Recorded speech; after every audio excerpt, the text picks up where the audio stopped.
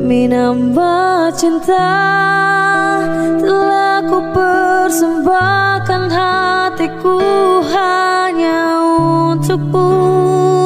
Telah ku jaga kejujuran dalam setiap nafasku. Karena demi cinta telah ku relakan kecewaku atas ingkarmu. Assalamualaikum warahmatullahi wabarakatuh.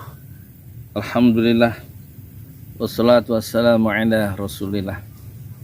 Sobat akhirat di 5 benua, selamat kembali menonton di pesantren Ojolali. Hari ini saya akan membahas pentingnya kontak wajah dalam sebuah kepemimpinan, meskipun hanya 5 menit, dan itu ditulis oleh Muhammad Nasir dalam buku peringatan 75 tahun Kasman Singo Dimejo yang berjudul Hidup Itu Berjuang. Kasman Singo Dimejo adalah kader terbaik dari Haji Agus Salim, dan di zaman Jepang kader Haji Agus Salim yang saat itu masih muda karena dia lahir tahun 1904. Zaman Jepang, Agus Salim dengan muridnya, dengan kadernya yaitu Kasman, itu menjual barang rongsokan untuk mempertahankan kehidupan di zaman fasisme Jepang yang berbahaya dan juga yang menyusahkan rakyat banyak. Dan cara dia pidato Kasman itu seperti Agus Salim yang doyan ngomong, ya. Dan dia bisa ngomong sendiri, Agus Salim itu berjam-jam, dan pendengarnya dipaksa untuk mendengar uraiannya karena uraiannya memang menarik. Meskipun kata hatta uraian dari Agus Salim kalau bicara itu tidak fokus tapi meloncat-loncat dan membahas banyak hal. Beda dengan Hamka yang menukik tajam, mengupas satu persoalan yang sangat tajam dan tuntas. Tetapi Kasman juga pejuang yang hebat. Dia menghadapi tokoh-tokoh PKI di parlemen, di konstituante di Bandung itu, untuk membantah ideologi komunis yang dijadikan dasar negara Islam sebagaimana keinginan Partai Komunis Indonesia, dan dia bisa menjelaskan ideologi Islam dan menjadikan Islam sebagai dasar negara Indonesia. Dan dia bisa membantah orang-orang di parlemen, orang-orang PKI itu. Dia bisa pidato selama 6 jam sambil berdiri tanpa minum. Itulah Kasman Singo Dimejo yang bukunya berjudul, biografi politiknya berjudul Hidup Itu Berjuang. Dan Pak Nasir mengatakan pemimpin perlu mendatangi rakyatnya dan berjumpa dengan yang dipimpinnya meskipun hanya 5 menit, karena perjumpaan itu akan membekas di kalangan rakyatnya, dan itulah bimbingan untuk rakyat banyak ketika dia berhasil berjumpa dengan pemimpin, meskipun sekilas, sejenak. Dan memang perjumpaan itu membekas sampai bertahun-tahun. Ketika saya pernah berjumpa dengan Buya Hamka, Ketua Majelis Ulama pertama tahun 80, 10 menit ngobrol berdua. Setelah saya sholat asar, saya ke rumahnya Buya Hamka di Jalan Raden Patah atau Pati Unus, di samping Masjid Agung Al-Azhar Kebayoran. Buya Hamka waktu itu pakai sarung, pakai kaos putih oblong, dan tidak pakai peci. Tampak di tengahnya agak tidak ditumbuhi rambutnya. Sementara saya sebagai seorang remaja 19 tahun itu ditanya sama Buya Hamka, asmanipun sinten? Saya bilang, maksudnya apa Buya? Saya nggak tahu. Rupanya itu artinya namamu siapa. Jadi waktu pertanyaan Buya Hamka dalam bahasa Jawa yang halus itu saya ceritakan ke keluarga, ibu saya ketawa karena saya nggak ngerti asmanipun sinten itu artinya namamu siapa. Itulah pertanyaan atau perjumpaan dengan Buya Hamka yang terus ya, menjadikan karya-karya Buya Hamka seperti falsafah hidup, kemudian apalagi tuh novelnya Tenggelamnya Kapal Van der Wijk di Bawah Lindungan Ka'bah, Pribadi, dan juga yang paling fenomenal adalah tafsir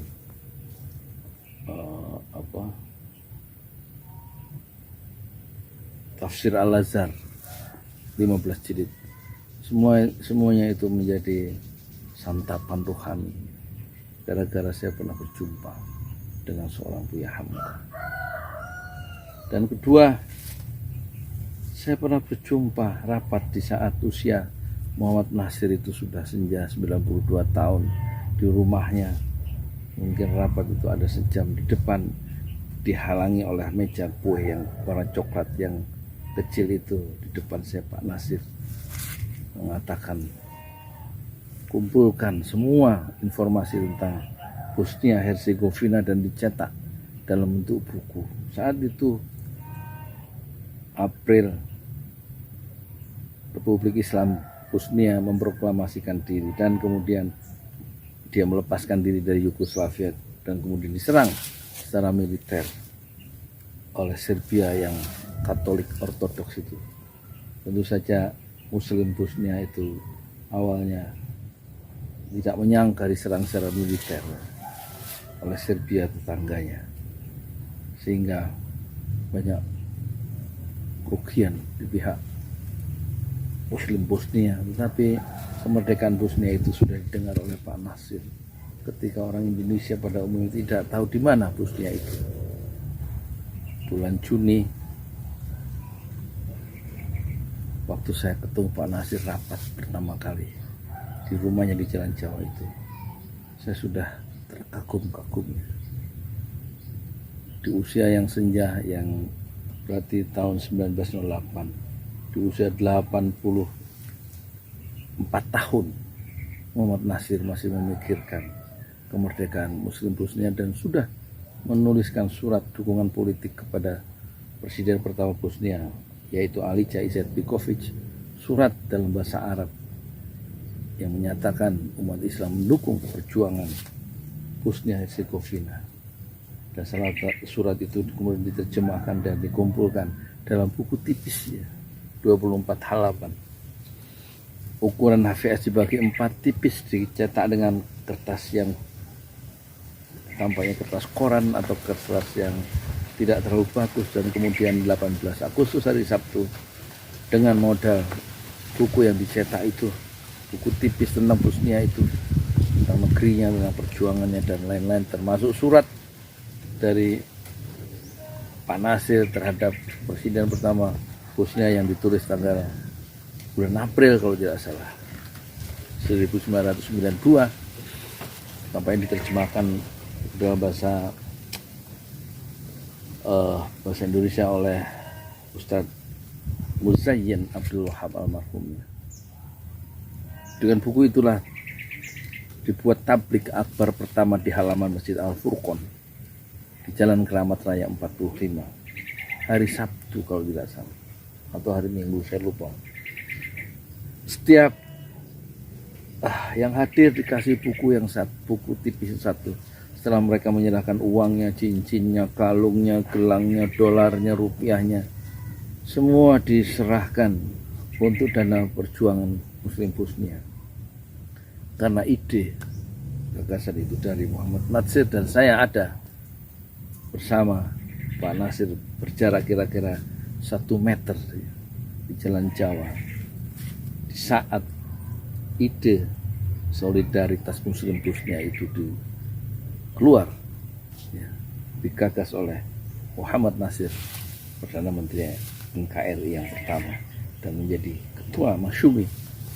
Masyumi adalah partai politik Islam terbesar di era kemerdekaan dipimpin 9 tahun oleh Muhammad Nasir, dan kemudian setelah dipenjara selama hampir 6 tahun oleh Soekarno, di awal kebangkitan Orde Baru dia dilepaskan oleh penguasa baru yaitu Soeharto, tapi kemudian dicekal, tidak boleh keluar negeri sampai wafatnya tahun 92. Dia sebagai tahanan politik dicekal oleh Soeharto, tidak bisa menghadiri penganugerahan gelar Dr. Honoris Causa dari Malaysia. Jadi itulah tragedi dari Muhammad Nasir yang pernah menjadi Perdana Menteri dan menjadi Ketua Masyumi, partai Islam terbesar di Indonesia selama 9 tahun, selama 2 periode. Tapi kemudian dicekal, dimasukkan penjara oleh Soekarno, dan dicekal tidak boleh keluar negeri oleh Soeharto. Penguasa memang cenderung selalu menyalahgunakan kekuasaannya jika tidak dikontrol. Pun jika dikontrol, maka yang mengontrol itu pun dimasukkan penjara oleh penguasa yang zalim. Dimanapun penguasa itu berada, baik di negara Islam maupun di luar negara Islam, tapi sebab ketamakan manusia dan gila harta yang ada bersemayam di dada manusia, termasuk gila kekuasaan, itu adalah sifat manusia tanpa mengenal agama, tanpa mengenal bangsa, dan tanpa mengenal masa. Bagaimana menurut Anda penguasa kita hari ini? Berikan komentar di bawah, like and share, serta bagikan. Assalamualaikum warahmatullahi wabarakatuh. Jangan lali di subscribe. Demi nambah cinta telah ku persembahkan hatiku hanya untukmu. Telah ku jaga kejujuran dalam setiap nafasku, karena demi cinta telah ku relakan kecewaku atas ingkarmu.